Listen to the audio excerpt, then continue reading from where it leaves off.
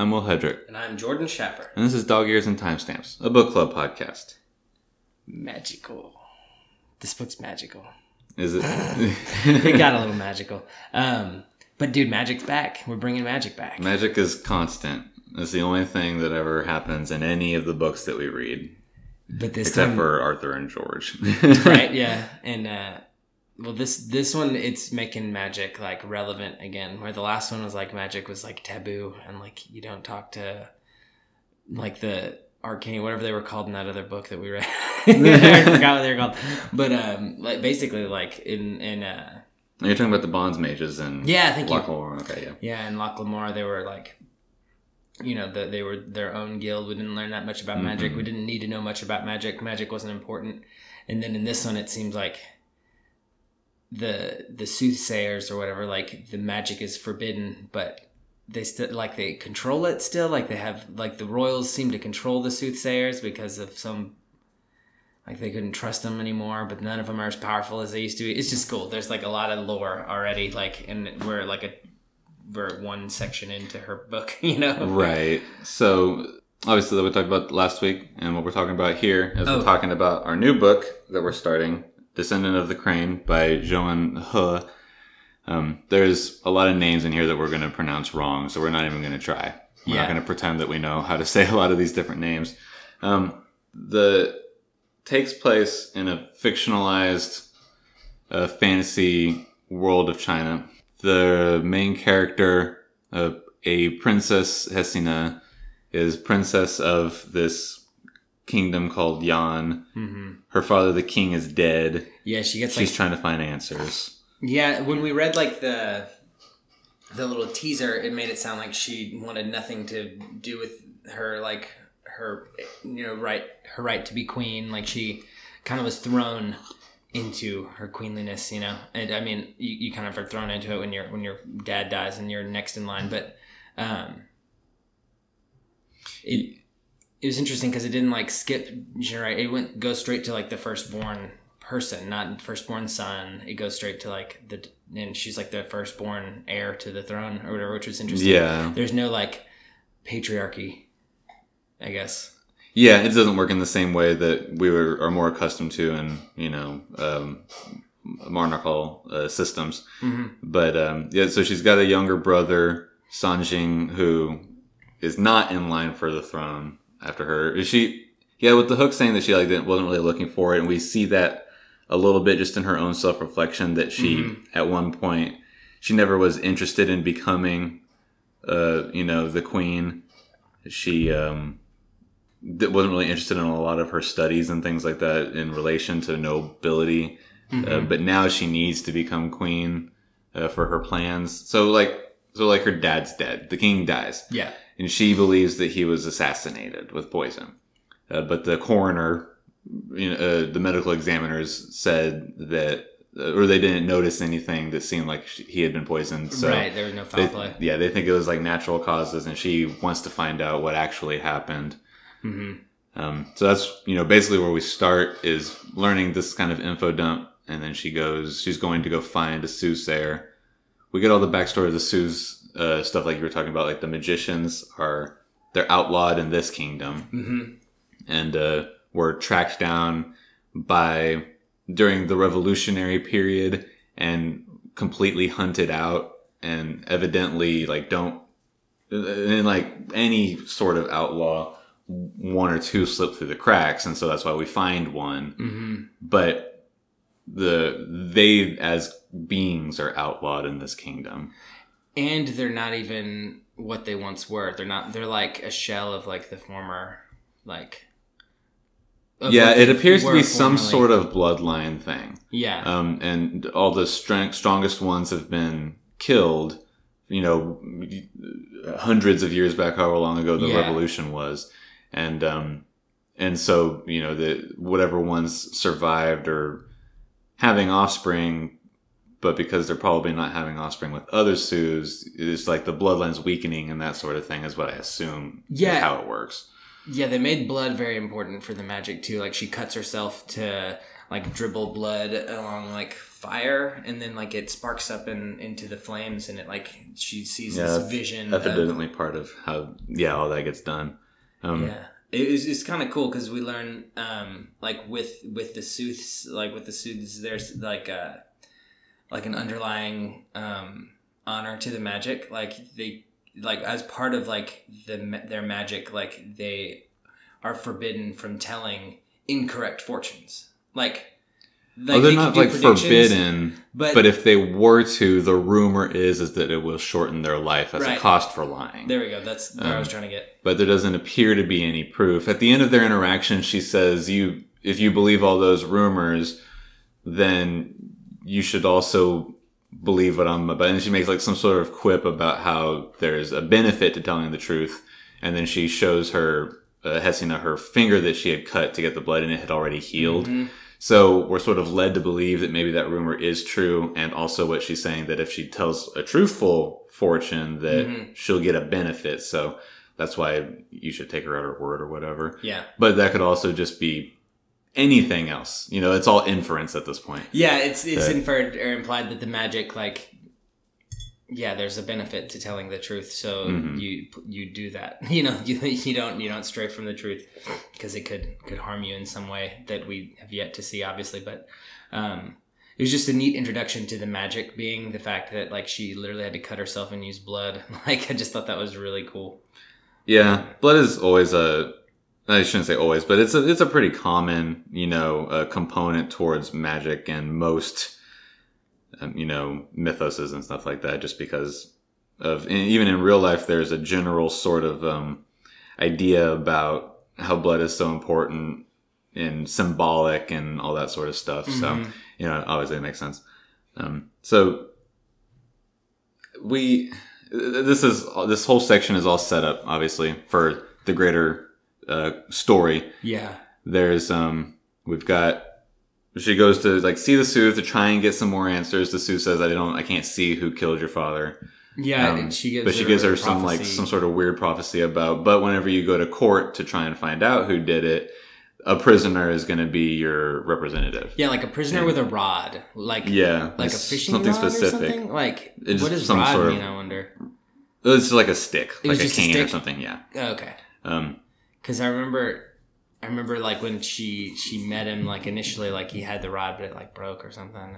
Well, the guards took it from him because he wasn't supposed to have it. He had smuggled it in. And they also like were playing hard on the fact that he was like they're trying to play hard on the fact that like he was like a mute, but we find out that he's not mute. But like well, not that he was a mute, but even she says, oh, he might not know the language because he's a foreigner. Oh, okay. But yeah, he's definitely mysterious for whatever reason. Because one, he's a foreigner. Mm-hmm. Two, he in their first interaction doesn't say anything, and he like draws on her hand. Yeah, he just like signs for her, like writes out the characters in her palm.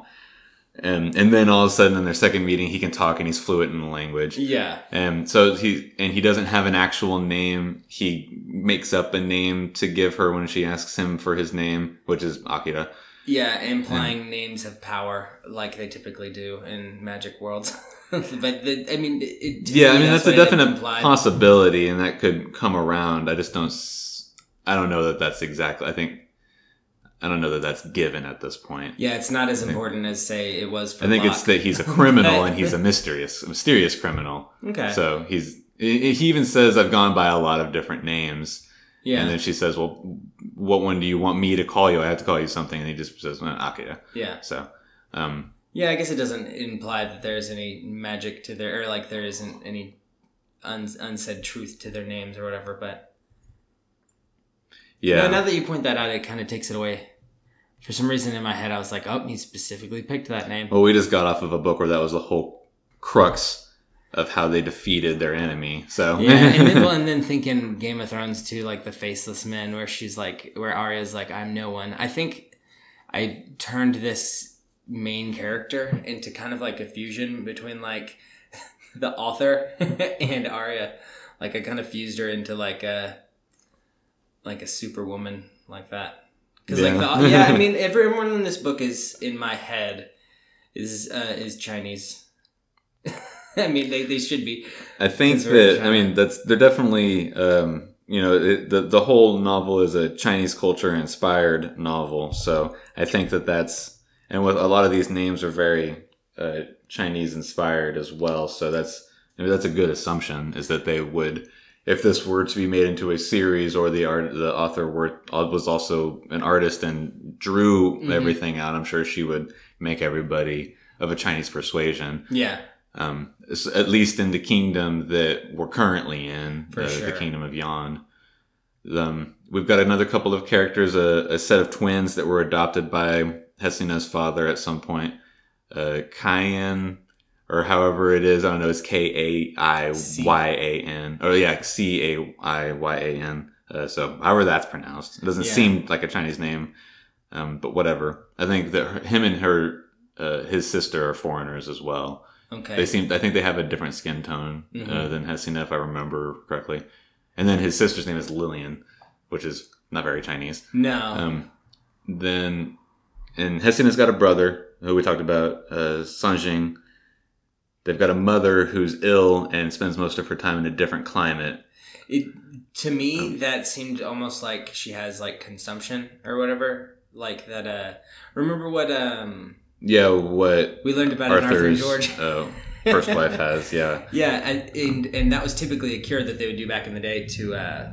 They would say like, all right, let's just move to the mountains. A more agreeable, drier climate. Yeah, so and something about that climate actually does something to the whatever is like causing the consumption like disease or whatever. Like so it would kind of it wouldn't cure them, but it would postpone a lot of the things. So I think that's kind of what's implied here, is that she has some sort of consumption type disease, and then that she's found like her little life hack or whatever. She also has a scar on her neck, which implies that she was sliced in the throat or something. Yeah, they mentioned that. It was so brief. Who knows if that ends up... I mean, it seems weird for them to mention it at all if it doesn't matter. At least be like a retelling at some point. But yeah, the mother, the Dowager Queen, I don't remember her name, but she's kind of a bitch.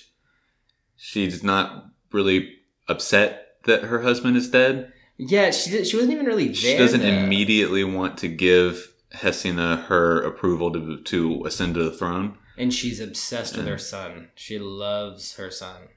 I think, Sanjing. Yeah, for some reason that's not yet been revealed, she prefers Sanjing over Hesina. I don't know that it's necessarily positive, if more than just negative towards Hesina. Probably. It's probably what it is. Because she doesn't seem to like dote on him or anything like that. She just prefers him to her.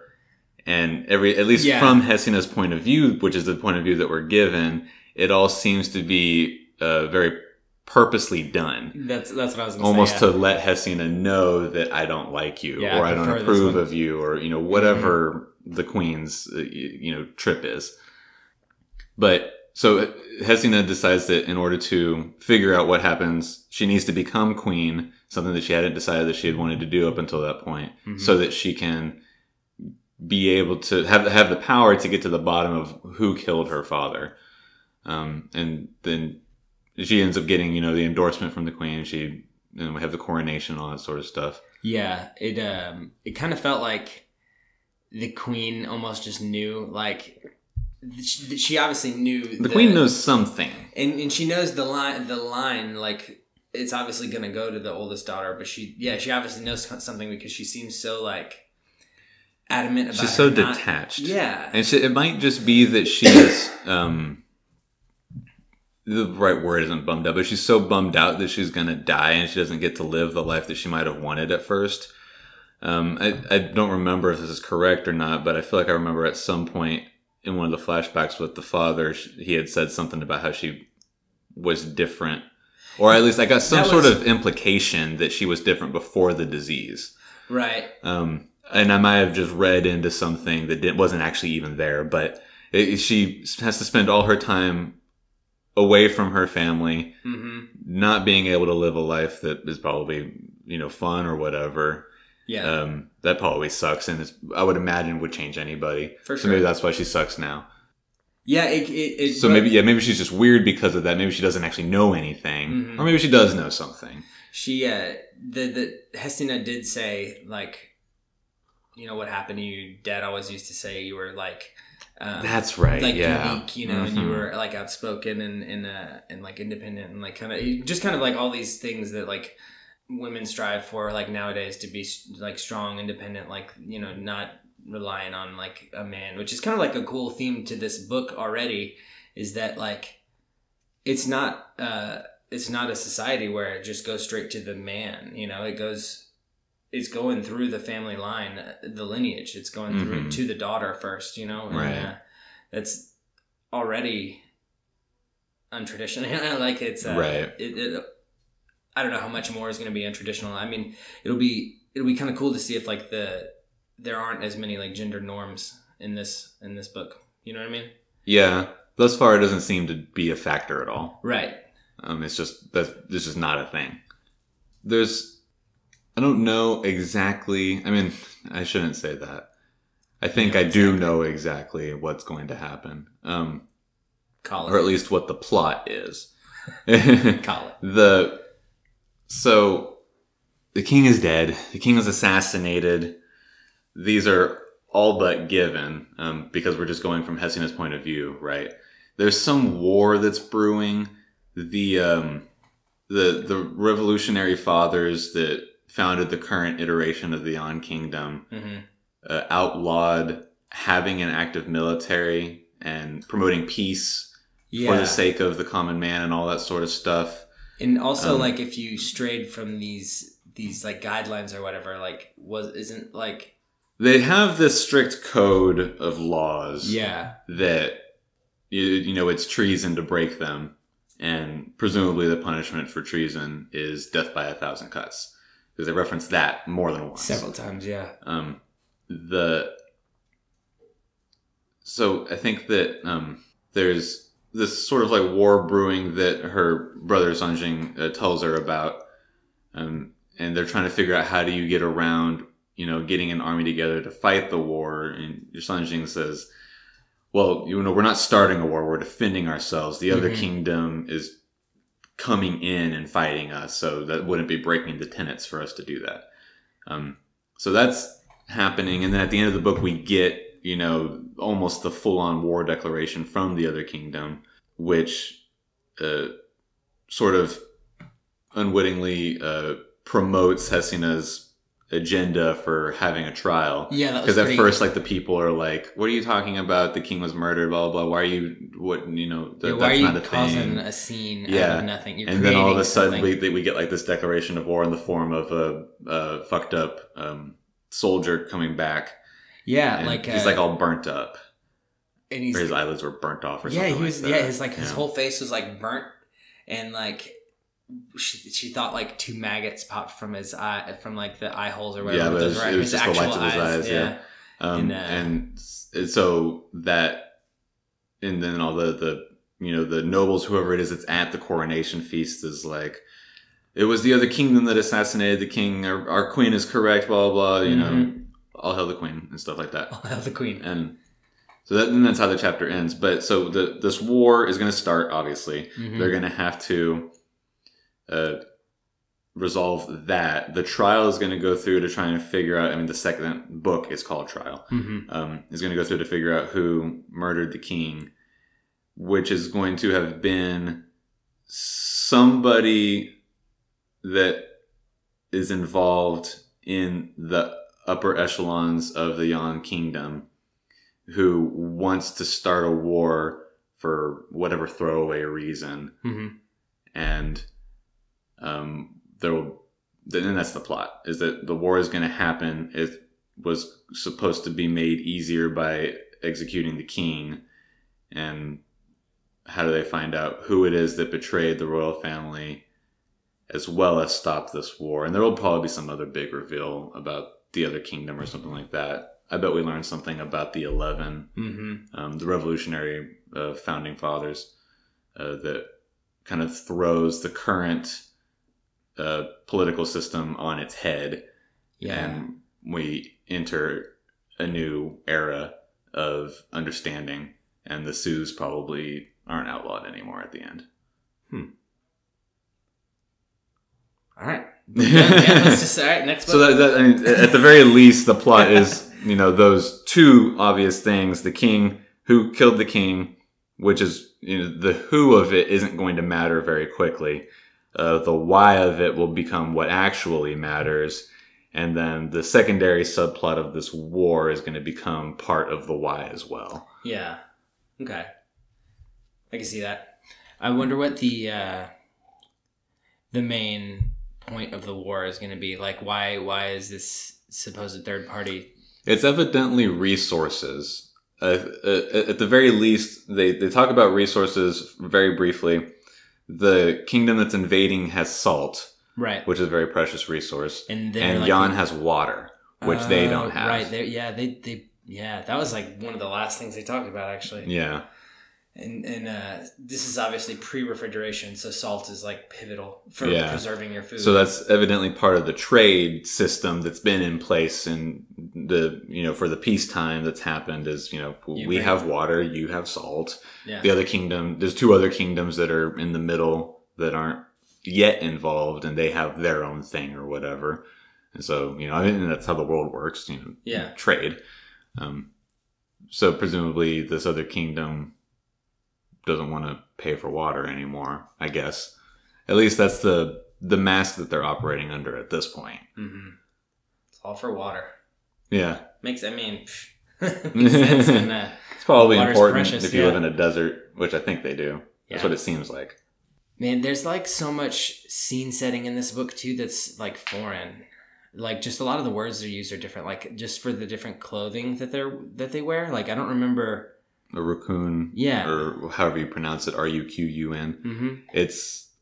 I imagine we can look up. I ought to have looked up a couple of things, and I hadn't thought about that, but I distracted myself. I also started reading Red Seas Under Red Skies, the next Locke Lamora book, or Gentleman Bastard book. It's really good. Nice. And so I've been occupying myself with that and not doing all the lookup of things that I ought to have done. Well, you knocked out this book so fast. You were on top of this reading like the day it like came out live. You were like, oh, time to read it. Yeah, I was afraid that because the Kindle edition doesn't have pages, right? I didn't know how long 1,000 locations is. And so I was like, oh my God, I need to just get through it so that I know what to expect, Yeah, I'm lucky that 1,000 locations is like 100 pages tops, because I was reading it. So Raccoon is just kind of, I guess it's like a flowing sort of dress thing. Pretty much exactly it's like what you would imagine like traditional Chinese clothing looks like. Okay. But even just saying that potentially encompasses several different kinds of, clothing. Mm-hmm. Like you might say traditional or modern American clothing, but there's, you've got jeans and corduroy and skirts and dresses and boots and tennis shoes and, all sorts of, there's like a million different varieties of modern American clothing. Yeah. But yeah, it's specifically, it's more of like a kind of like flowing, I guess it's like a sheer material more often, according to these pictures that I looked up. Yeah. But it's traditional Chinese garb. So yeah, there's a lot of, it is very foreign. And I think we might have mentioned it whenever we were first talking about this being the next book. But Joan He I think she's a second generation Chinese American. So her parents were here in America first? And like I think so. That would be second generation, right? If I remember the short biography. I think it did say second generation. And she grew up reading the old Chinese epics, so she's very influenced by that style of writing. And so I hope to continue to see things that are alien, just experience something a little bit different than I'm used to. Yeah, that was I think one of the big draws for this book for us is that it was in like a foreign world, but it also had mythology and it had like based in real mythology and it had like literal magic. So it was like a little bit of the best of both. And honestly, I was talking to my buddy about the book today, just telling him, the little bit I had read, and that it was a brand new book, like Joanne's like it's her debut novel, yeah. And I was telling him it was kind of based in like Chinese lore and stories, and he was like, it's funny. I just learned the other day that Dragon Ball is based on a Chinese story. Not even Japanese. It's based on the Chinese story called The Monkey. And it's about this monkey boy who goes and does basically what Goku does. He's like, he brings like happiness and justice and righteousness, like right. And so I have a feeling we're going to see common themes like that, typical to all stories, like the hero and do good and justice and, those basic themes. Right. But, it'll be interesting to see if anything else kind of like, I don't want to say parallels Dragon Ball Z or Dragon Ball or anything, but it'd be kind of fun just to have something. Yeah, that's just sort of aside from some of the more popular like Chinese inspired movies that have happened in our lifetime, that's really our only touchstone for Chinese culture. Yeah, like that in media is Mulan. That was the clothing that I imagined. Super creative, right? But I guess Mulan was probably my first.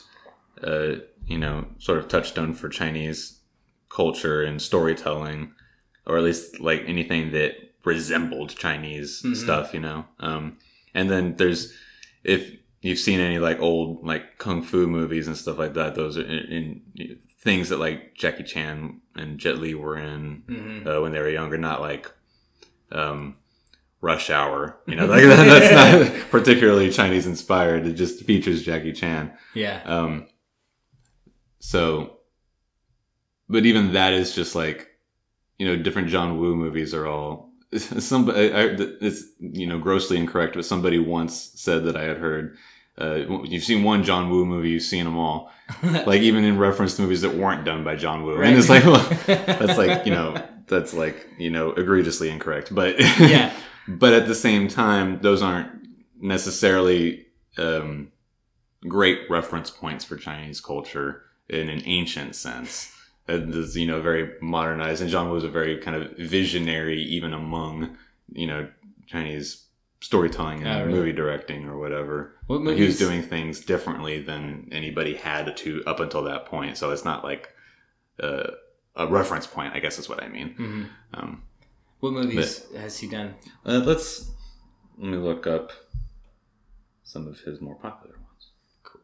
When I'm thinking one little scene in this book that we went through, which was more character developing for like a heroine character for me, because it's making her more Arya-esque, and Arya's like I feel like she's kind of like the picturesque, like heroic girl that like fights for for her cause and stuff, and that's kind of like a vibe I got from here, like like royalty, but always been kind of down to earth is what it seems like, and then she's already like kind of breaking all boundaries, because she's like training with her brother in swordplay, and then like her brother tells her about like the sooths and stuff, and then they have like a bit of like a, not an altercation or an argument or anything, but he was saying like it's the sooths that are responsible for like some of these cities being completely wiped out, and she's like, the sooths aren't even that powerful anymore, they can only see. And the whole point of that scene was like kind of her training with this sword, and I really like Chinese swords.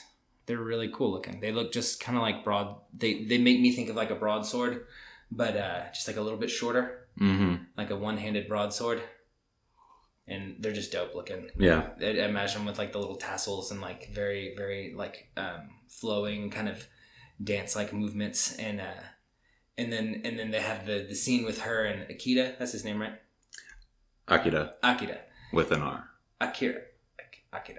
Yeah. And which is a very Japanese name. Yeah. So like we talked about with him being a foreigner, it'll be interesting to see because there is like a chain of islands, an archipelago off the coast, and I wonder if that is not some sort of Japanese analog in this universe. That would make perfect sense. It would be really interesting. This book is not long enough to really get into all the different other countries and stuff like that. Like, we're not going to experience all those different things. If she ever does a second book in this series, maybe we get to go see that and find out for sure. Yeah. But and even the name for the archipelago, the Aoshi archipelago, Aoshi might be, Chinese, but to me, in my limited experience with Eastern languages, Aoshi is very Japanese, in my opinion. Sounds Japanese. So, when they told us his name, I literally thought that sounds like a Japanese anime character. Well, there's a very famous and popular anime called Akira, and the character's name is Akira. Oh, so well, that's why I meant that. Yeah. There's a movie that came out, Akita, Battle Angel, and Alita. Damn it! That movie is good. Well, I liked it. I mean, I liked it because I saw a scene from like Austin where they filmed. Yeah. But enough about Alita. Some famous John Woo movies: A Better Tomorrow, Red Cliff, Hard Boiled. But whenever he started becoming more popular, he started doing and be able to get Western movies, being able to do that. Like, he directed Mission Impossible 2. Oh, okay. He directed Face Off. I love that amazing Nicolas Cage movie where he I want to take his face off. I want to take his face. My favorite line from that movie because it's so stupid. Nicolas Cage is a ridiculous awesome, movie. Dude, there's a whole another podcast we could do about it, but there's like a big thing that Nicolas Cage, all the movies he's done, there's like a big thing that he's trying. It's not a big thing. There's like a small thing that he's like from the future trying to like tell us our demise through his movies, because they're all about like post-apocalyptic worlds, or like about like Gone in 60 Seconds is about like but car thieves. Yeah, but then like that was like they were like, I think it was like relevant to like what was going on in like the culture, like our culture. I don't know. It's a silly little conspiracy because he's a Coppola. He's Francis Ford Coppola's like nephew, and so his actual name is something Coppola. I can't remember. Nicolas Cage's stage name that he adopted. That's a good stage name. Yeah, I like it. But Nicolas Cage would be Akira in this movie. That's what you were getting at, guy. I was wondering where you were going. But I thought we were just talking about Nicolas Cage because of Face Off, but we were. Okay. But yeah, man. Like, I liked the fight scene though with the swords because it shows that she's been training. Like, she obviously knows how to fight with a sword. But then it does draw the line. The training of the nobility in this universe is super well rounded and like we already talked, not gender specific. Yeah. That's not a factor in this universe, evidently. The only time it seemed like gender actually played a point wasn't when they were literally saying, "Oh, he's just stronger than me." Like, I don't think that, like, because she was fighting with him, and she's like, we're even equals, going into it, she expected that he might be stronger. Just from like a literal physical, a physiology standpoint. And and they were going like head to head. They were really like getting at it. And she's like, "Cool, this is like, I'm finally evenly matched with somebody. Like, I stand a chance of like improvement rather than just like being beaten." Because she would always lose by her brother. Yeah, because her brother's like some prodigy of the sword, and that's why he's becoming a general. Yeah. Not that they don't have generals because they can't have a standing army, but, right? But yeah, and it just turns out that Akira was just like testing her, see where she stood, and then all of a sudden he just like turns on the heat and beats her. And can speak the language, which is cool. Yeah. So Akira is obviously smart. You learned an entire language fluently in a year in prison. Mm-hmm. Like, although you've got nothing better to do in prison. Who are you talking? That's why people get buff in prison, dude, because they got nothing else to do. Yeah, but working out's way easier than learning Spanish. I think it's a ton of people don't come out of prison knowing Spanish. I don't think I would get buff in prison. I think I would probably just read a ton of things, and I would probably learn a different language. Yeah. if I had the, because what else are you gonna do, man? You just don't have the time. I guess modern prison is also a little bit different than previous prison. Like, you can watch TV depending on what prison you're in now. Yeah. I might just turn into a couch potato. I might not do anything that I said I was gonna do. I might get fatter in prison. I would definitely gain weight in prison. Yeah, but this guy didn't. He got like scrawny and like he had scars on him, and like he looked like he weighed like 100 pounds sopping wet. Like they were fighting in the rain. You know, like there were just like so many factors that she was like, all right, cool, I probably got him beat. Like he looks tired. You know, like, you know, and then he's like, and then like you said, he just turns on the heat and breaks her wooden sword. Yeah, it was cool.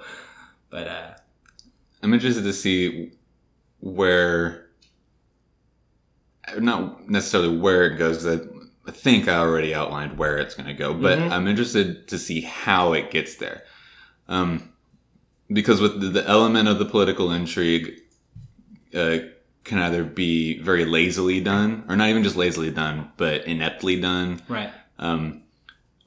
Or hopefully it's done really well, and it's maybe handled in a fairly adult way, and it's kind of like not just super base and like, you know, there was a traitor and we found out there was a traitor. But maybe there's like, you know, it's not black and white, like, you know, good prevails and stuff like that. Like maybe Hesina learns something about morality, and, you know, maybe the queen is the mole, and but we find out that she's not like 100% wrong. You know, right, like there was, like we needed to overthrow the current establishment for this reason, but we went about it the wrong way or something like that. Like, I like whenever there's more gray than there is black and white, because I mean, I'm not a child anymore. I don't, the world isn't in black and white. I've seen that existing in the world. And so it's kind of annoying whenever storytelling gets that way, in my opinion. I agree. And it'll be interesting to see too, like, this is her first novel, so it could follow a path that's very kind of cut and dry. Yeah. Like that. And I don't want to say like I'm worried that it'll turn out like that, because I'm sure it'll be fine. But I would like there to be some sort of like more depth to like you were saying, like all the characters, how there's like a little bit, how you would like a little bit more in there, you know, like, yeah. And everything happens so fast too. Like we already are on the trial, like we're already moving towards the trial. I know that not really much has happened in the story, but still we're moving pretty quickly, because like on the hook page it said trying to figure out who killed the dad, and it's like boom, second hook, we're at the trial to figure out who the dad is. Good, not even just like a good hook, but a well constructed hook from the perspective of not revealing anything. Yeah, as opposed to what we're inundated in most areas of modern culture these days, where the trailer just gives away everything for every movie. Yeah, it's so frustrating. If it's a comedy, all the good jokes are in the trailer. If it's a drama, the story beats are in the trailer. Like we know that John dies or whatever. Yeah, there's this, not that he dies, but or it maybe, you know, whatever it is. Like the, you know, trailers are just like a total fucking joke and give everything away. There's no mystery anymore. Nowadays. We watch, and this has been a problem for years and years and years, but we watch multiple trailers over the course of 6 years before the movie comes out. Right. So we already, we've basically watched the movie by watching other movies. And yeah, no, that's 100%. And so that's sort of like withholding of information for the teaser is not something that we see very often. And in this case, that absolutely happened. Yeah. I definitely appreciate that, because I didn't know what it was. Or I mean, that's what I thought it was going into it as well. Like you were saying, that it was just going to be like, let's find out who killed the dad. How do we get there? Blah, blah, blah. Does the princess stay a princess forever? But no, the princess pretty much immediately becomes the queen. Yeah. And yeah, exactly. Sorry. Yeah. I just got excited. And there's this other like war that's about to start that was not mentioned at all. That's going to, I imagine, be way more pivotal, because it's a war. Yeah. In a land where war hasn't happened for centuries. I don't know how long. They're not even prepared for the time period from the revolution to now has not been given yet. It's weird they train with weapons and stuff, but they don't have a standing militia, or say like they don't. They have like a militia. They don't have a standing army. Yeah, that's what it is. I guess is like the more appropriate phrase. Yeah. But and I think that because they don't live in a world where like the rules are literally impossible to break. They live in world where they're trying to constantly figure out a way to get around the tenets in whatever way that they can for the sake of logic. Like, you don't want to just have a 100% undefended nation, you know? Oh, for sure. You can't have that's just a bad idea. Right. Yeah. So it's like a realistic world. I'm trying to think of what it is that I've seen or read recently that had a world where they had literally unbreakable rules.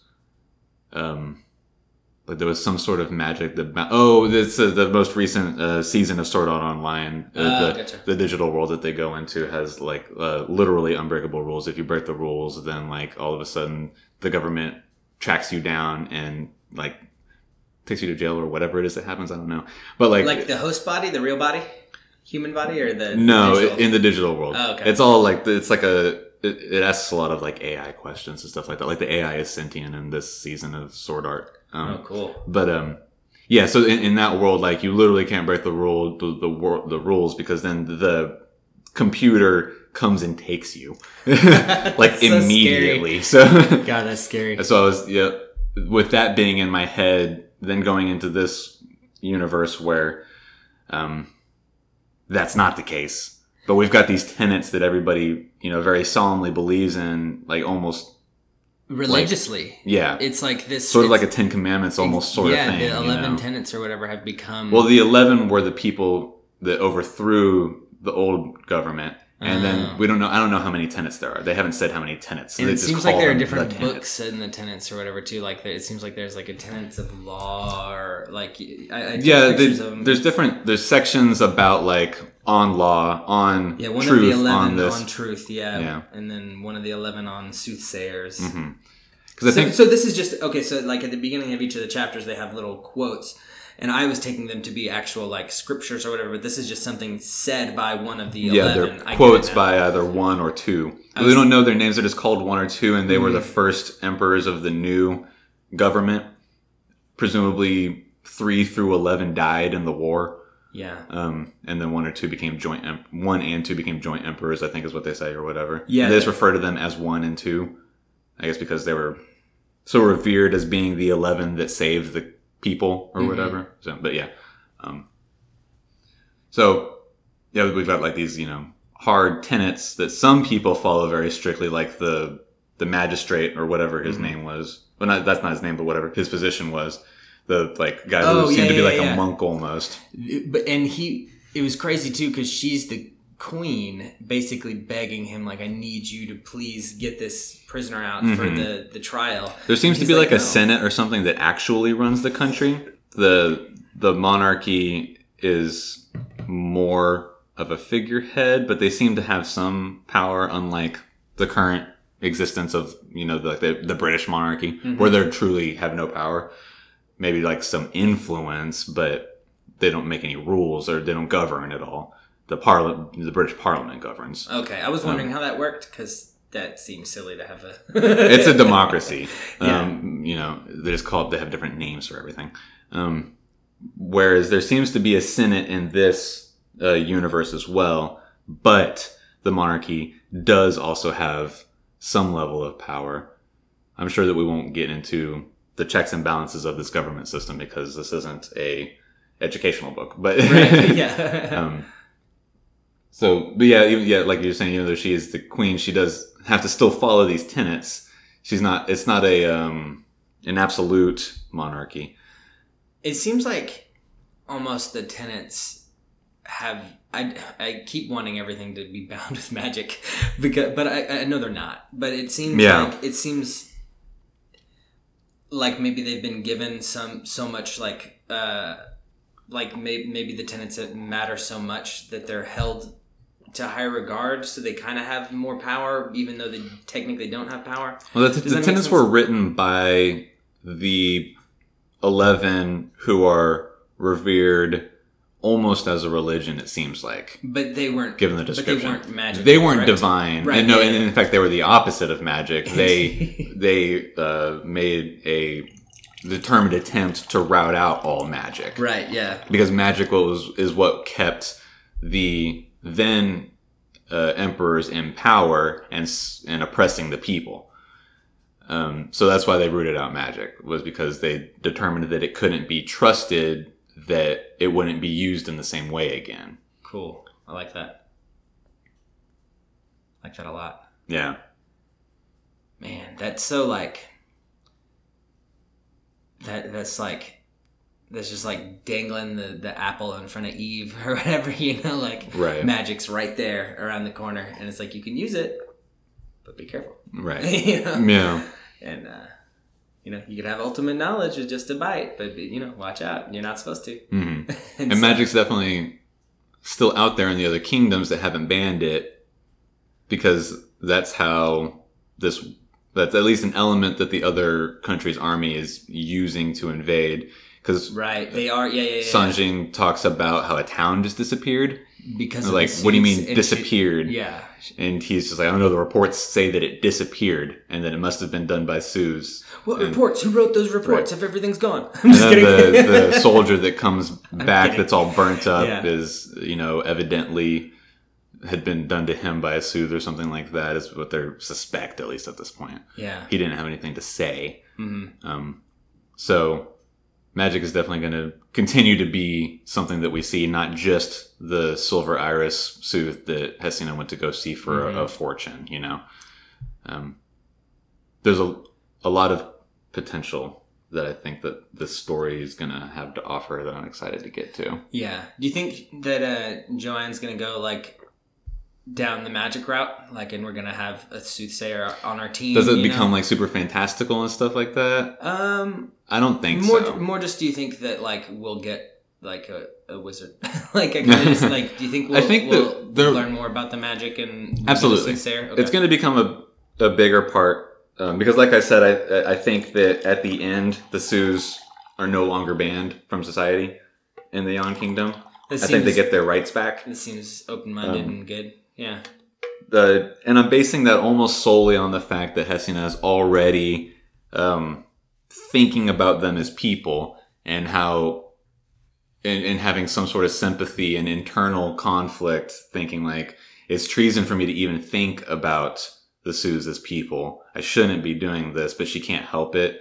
And she like sort of reflects on what the Silver Iris has been through in her life that she can only assume, and that sort of stuff. Yeah. So I think that's, to me, that's just the seed already being planted, at least for Hesina to consider, you know, lifting the, whatever the word is, the prejudice, the legal and cultural prejudice against against magic. Yeah, it'll take generations probably. I would assume in real life it'd take generations for people to trust it if she did. Because it's been so demonized for however long it's been since, you know, the fall, and they were, you know, viewed as the source of, you know, what oppressed the people. Yeah, I mean, hopefully the Sooths can just whip up a refrigerator and then we won't be at war. Right, yeah. War over. But it's crazy to me how like pivotal stuff like that is that I don't even think about anymore. Like, we don't even think about salt anymore. It's literally on every table in every restaurant everywhere, right. You know? It's cheaper than most spices on the rack at the store. Yeah. and literally like... And it used to be how you got paid. Yeah.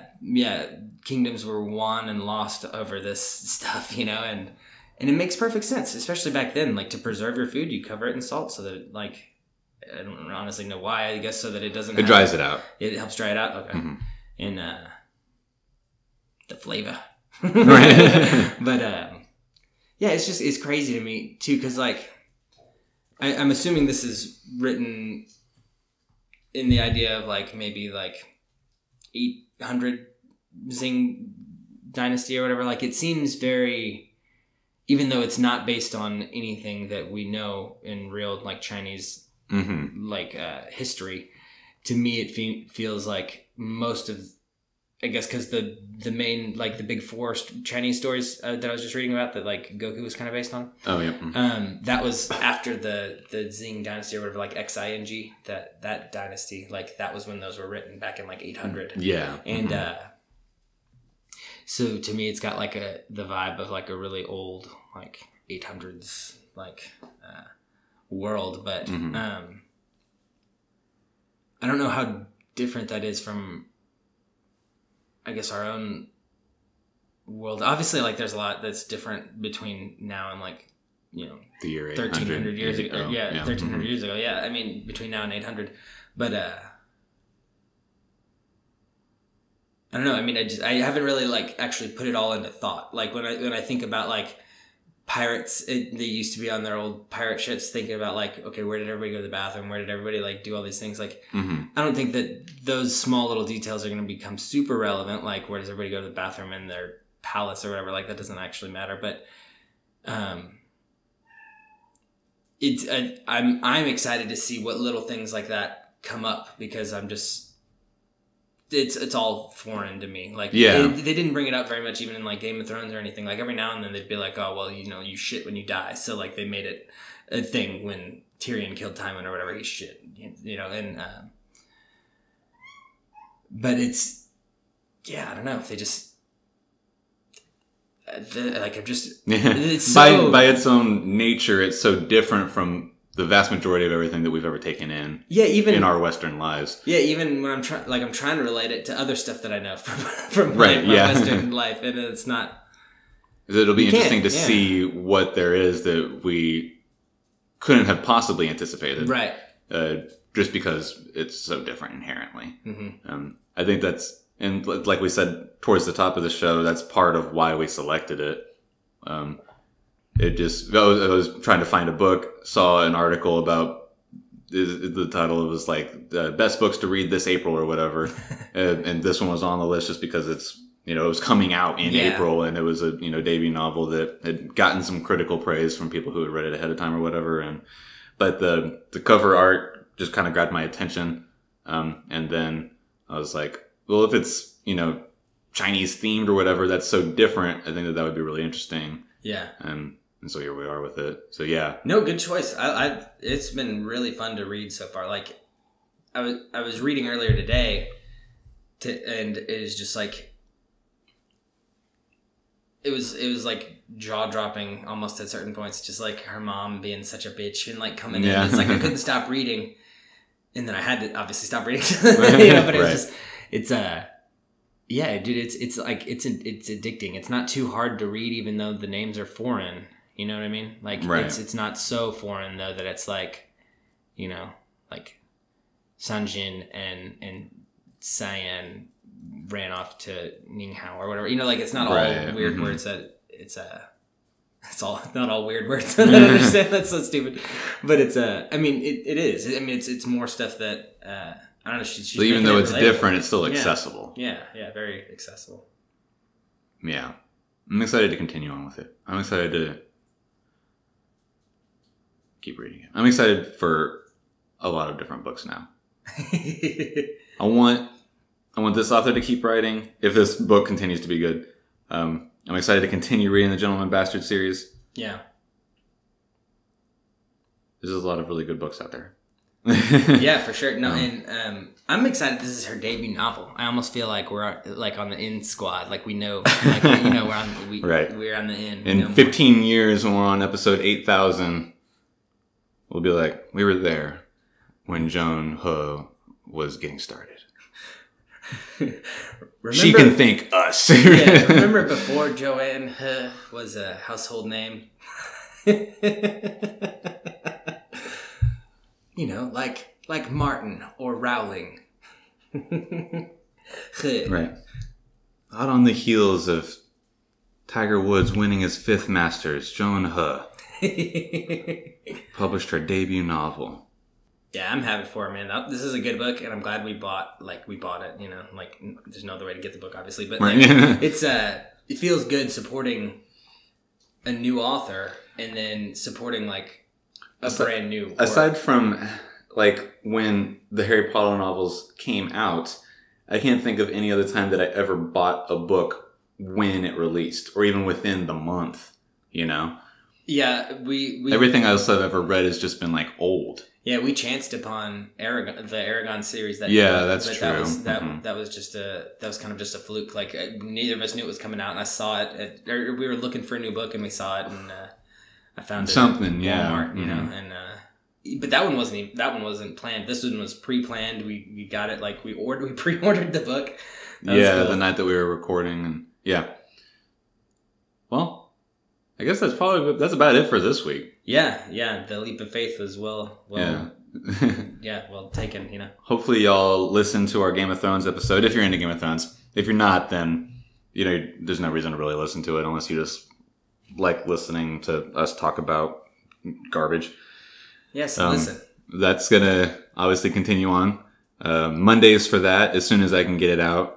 And then we'll continue talking about Descendant of the Crane on Wednesdays. We'll see how this 2-episode a week process works. If it's feasible, we might continue it with another show. There's, I don't know how much you watch after the episode, if you just cut it before credits or what, but there's going to be a 6-episode miniseries that HBO is doing on what happened in Chernobyl. And I think that might be interesting to cover when we're done with Game of Thrones. At the very least, whenever I was drunk last night, I got really excited about it when I saw it after the episode. So yeah, that's cool. So we'll see how that goes. Yeah, depending on how this works for us and our schedule, I like the idea of putting out content. Just got thoughts and people need to hear them. Right? Yeah, my opinion is important. Yeah. So is yours. That's the people. Oh. Less so, but yes. Yeah. In any case. So for this next section, we're going to split the second act book, whatever you want to call it, into Trial, the name of the second act book. We're going to stop at chapter 15. Again, there's no page numbers in the Kindle edition. That's about 1,400 locations, whatever the hell that means. Yeah. Which is a rough split in half of the second act, and then we'll finish the second act next week after.